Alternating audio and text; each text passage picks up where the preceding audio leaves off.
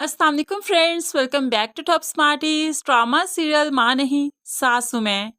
आखिरकार अदरीस साहिब की दूसरी बेगम आ गई और अब अरूज और महरीन अपने कमरे में चली जाती हैं ताकि ये लोग तसल्ली से बात कर सकें। अरूज जाकर अपनी माँ को बताती है कि मैं पहले से ही जानती थी कि अदरीस ताया जान ने दूसरी शादी कर रखी है। तभी महरीन बहुत हैरान हुई, तुम्हें कैसे पता चला? तो वो अब सब कुछ बताएगी कि ऑफिस में बहुत ज़्यादा घपले हो रहे थे, पैसा इधर का उधर जा रहा था।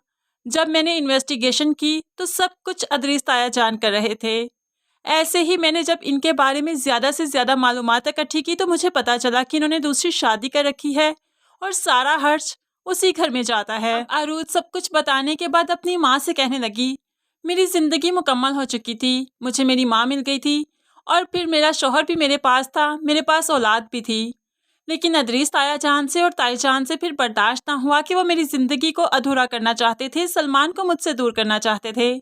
इसलिए तो कुदरत ने उनके सामने ये सच लाकर खड़ा कर दिया ताकि इन्हें अपनी ही पड़ी रहे, ये मेरी तरफ तवज्जो ही ना दे पाएं। तो महरीन अरूज से कहने लगी, तुम ये सब कुछ मत सोचो, ये जो मेरी बेटी के साथ करेंगे इन्हें मैं खुद ही देख लूँगी, बाकी इनके मसले यही जाने।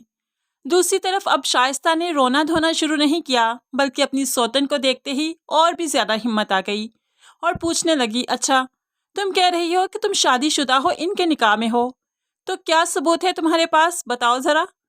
अब वो औरत भी कहने लगी, हाँ सबूत है मेरे पास। एक औरत के पास सबसे बड़ा सबूत निकाह ही होता है और निकाह नामा है मेरे पास, यही मेरे शौहर हैं।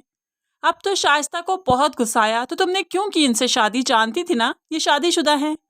ऐसे में बताने लगी, नहीं अदरीस ने मुझे बताया था कि इन्होंने तुम्हें तलाक दे दी, ये तो अकेले हैं, इसलिए मैंने इनके अकेलेपन को दूर करने के लिए इनसे शादी की, इनको सहारा दिया। ये सब कुछ सुनना था कि अदरीस साहिब की तो हवाइयाँ उड़ने लगी। वो बस अपनी बेगम को पकड़ते हुए कहने लगे, जाओ यहाँ से, चली जाओ, बाद में बात करूँगा तुमसे। अब वो बाहर जाकर उसे अकेले में कहने लगे, अगर ये सब कुछ तमाशा तुमने करना था तो पहले मुझे तो बताया होता, तुम जानती भी हो कि क्या होगा इससे। अगर सलमान को पता चल गया तो हमें जायदाद में से फूटी कौड़ी नहीं मिलेगी। जो ऐश तुम कर रही हो, जितनी अच्छी तुम जिंदगी गुजार रही हो, अगर तुम चाहती हो कि सब कुछ ऐसे ही रहे, पैसों की रेल फेल ऐसे ही रहे, तो चुपचाप यहाँ से चली जाओ, वरना बहुत बुरा हो जाएगा।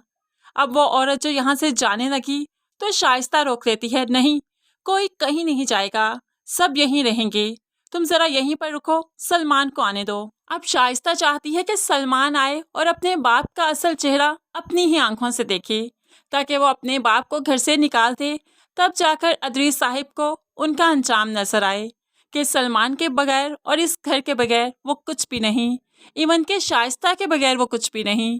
अब यही सब कुछ तो शाइस्ता करना चाहती है, लेकिन वो ये नहीं जानती कि इस जंग में तो बहुत कुछ हो जाएगा। अगर अदरीस साहिब इस घर से निकलेंगे तो वो ऐसे नहीं निकलेंगे, वो तो शाइस्ता के काले करतूत सबको बताएंगे, कैसे शाइस्ता ने अरूज को फेंका था और सलमान को महरीन की गोद में डाला सिर्फ दौलत की खातिर।